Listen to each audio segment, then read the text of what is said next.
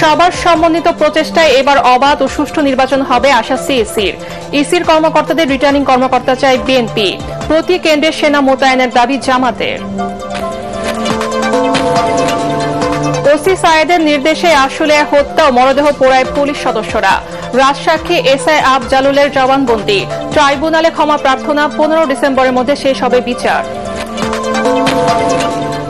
একটি মহল মবপ্রেসির মাধ্যমে জুলাই গণহত্যার বিচার ভিন্ন খাতে নেয়ার চেষ্টা করছে অভিযোগ মির্জা ফখরুলের। জাতীয় স্বার্থে ভিন্ন মতকে শ্রদ্ধা জানানোর আহ্বান। নির্বাচনী আইন অনুযায়ী দলীয় প্রধান ছাড়া অন্য কারোর ছবি ব্যবহারে আপত্তি এনসিপির। ছবি ব্যবহারের বিষয়ে এনসিপির বক্তব্যকে ভুলভাবে উপস্থাপন দাবি দলটি।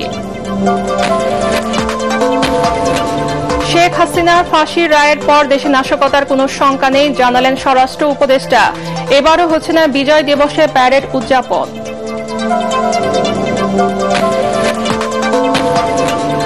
এবং পল্লবীতে যুবদল নেতা কিবরিয়া হত্যায় 2 শীর্ষ সন্ত্রাসী গ্রেফতার। আধিপত্য বিস্তার এবং রাজনৈতিক কোন্দলের জেরে খুন বলছে র‍্যাব।